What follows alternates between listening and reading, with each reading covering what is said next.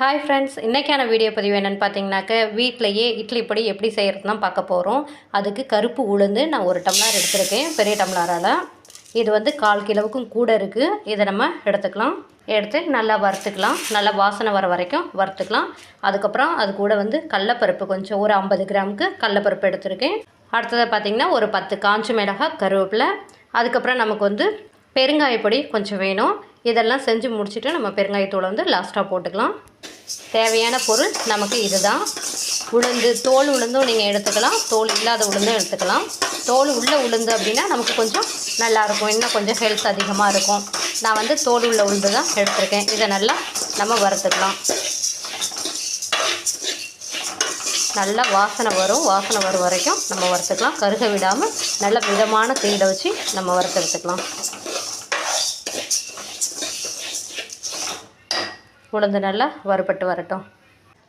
உளுந்து நல்லா வறுபட்டுருச்சு பாருங்கள். இந்த அளவுக்கு நம்ம வறுத்து எடுத்துக்கலாம்.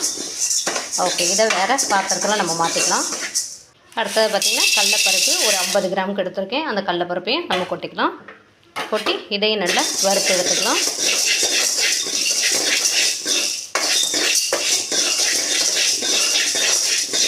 கருகிடாமல் வறுக்கணும்.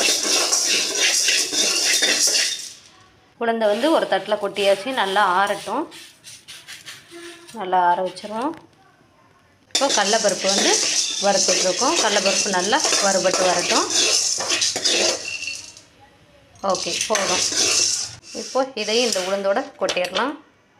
அடுத்ததாக மிளகாய் ஒரு 10 மிளகாய் நான் எடுத்திருக்கேன். இந்த 10 மிளகாயும் நம்ம வறுத்து எடுத்துக்கலாம்.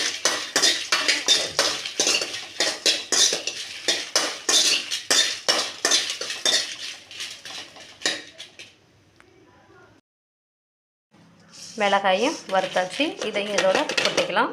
அடுத்ததாக கருவேப்பிலையும் வறுத்து எடுத்துக்கலாம். கருவேப்பிலை வந்து அலசினேன், அதனால் அப்படியே தண்ணி சல்சல்னு இருக்குது. நம்ம வந்து வறுத்தோம்னா சரியாக போயிடும்.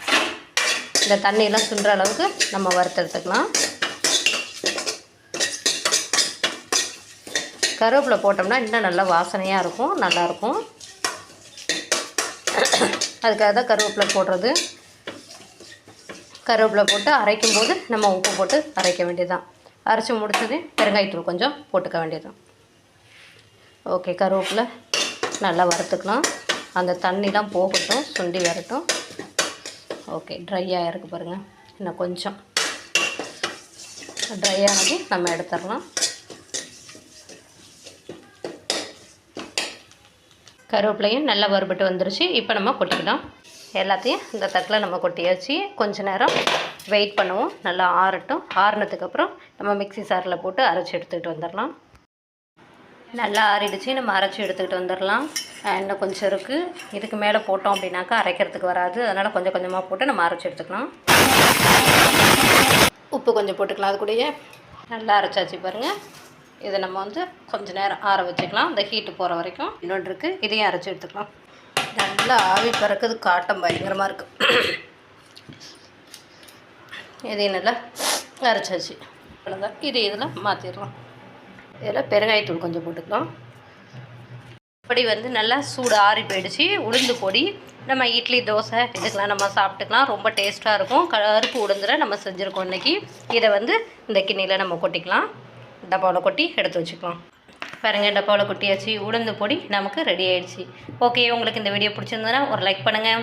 தேங்க்யூ ஃபார் வாட்சிங். மீண்டும் நாளைக்கு ஒரு வீடியோவில் சந்திக்கிறேன். ஓகே, பாய்.